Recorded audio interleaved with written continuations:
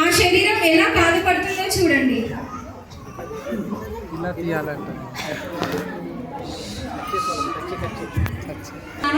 నన్ను గుర్తుపట్టారా? నేను కళ్ళు.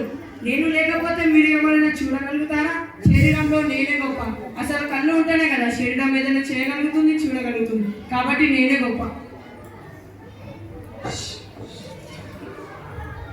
ఆగు ఆగు, ఏంటో ఇది చెప్తున్నా? నేను ఎవరో తెలుస్తుందా? నేను ముక్కు. శరీరంలో కళ్ళు కనబడకపోతే కళ్ళజోడు పెట్టుకుంటే సరిపోతుంది. అదే ముక్కు పనిచేయకపోతే కంటే. ఏమంటారు? అవునా కాదా? కాబట్టి శరీరంలో నాదే ముఖ్యమైన పాత్ర.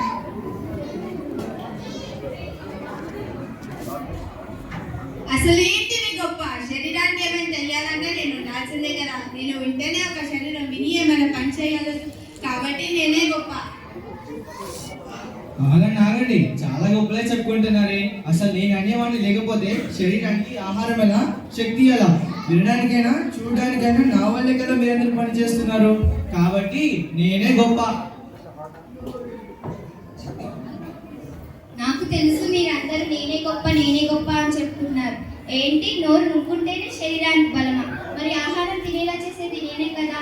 శరీరం ఏ పని చేయాలన్నా, కుర్చీలు వేయాలన్నా, పనులు చేయాలన్నా ఇవన్నీ నేనుంటేనేగా చేసేది. కాబట్టి మీ అందరికన్నా నేనే గొప్ప. అయిపోయాయి మీ మాటలు. అసలు కాళ్ళు లేకపోతే ఒక శరీరం ఎంత అవస్థ పడుతుందో తెలుసా? అసలు శరీరం బరువు మోసేది కాళ్ళే కదా. ఎక్కడికైనా వెళ్ళాలి అన్నా, జీవితంలో ముందుకి సాగాలి అన్నా కాళ్ళు ఉండాలి మిత్రులారా. నేనే గొప్ప.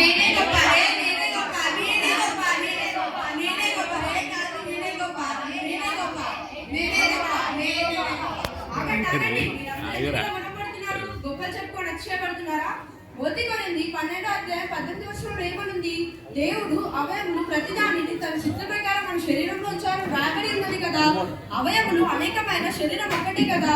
ఒక్క అవయము శ్రమ పడితే మిగిలినవన్నీ శ్రమ పడతాయి కదా. ఒక్క అవయము సంతోషిస్తే మిగిలినవన్నీ సంతోషిస్తాయి కదా.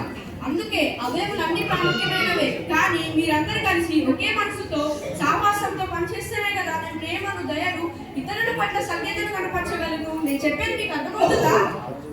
అవును, నిజమే. శరీరంలో వివిధ అవయములైనా శరీరం ఒకటే కదా. అవును నిజమే. మనము శిరస్సుకి లోబడి సహవాసంతో చక్కని పని చేయాలి. అంటే క్రీస్తు అనే శిరస్సుకు సంఘము ఎలా అయితే లోపడుతుందో అలా అన్నమాట. అందరూ బాగా చెప్పారు. సంఘము ఎలాగైతే ఏకాత్మతో ఒక శరీరంలో క్రీస్తుని శిరస్సుకు లోబడి చక్కని సహవాసంతో ఉంటుందో, ఇక నుండి మనం కూడా అలానే ఉండాలి.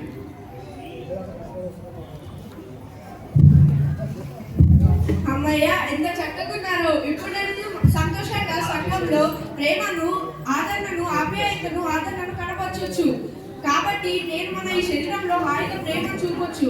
కాబట్టి మనం ఒకరికొకరు మనం చూపిన భేదాలు, ద్వేషాలు, కోపాలు బట్టి దేవుని దగ్గర క్షమాపణ అడుగుదాం.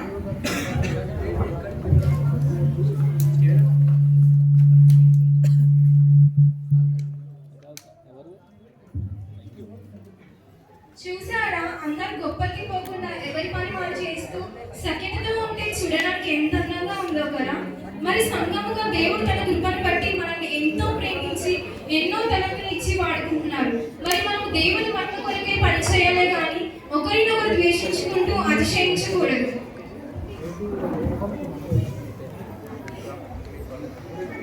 నిజమైన క్రిస్మస్ అంటే సంబరాలు మాత్రమే కాదు.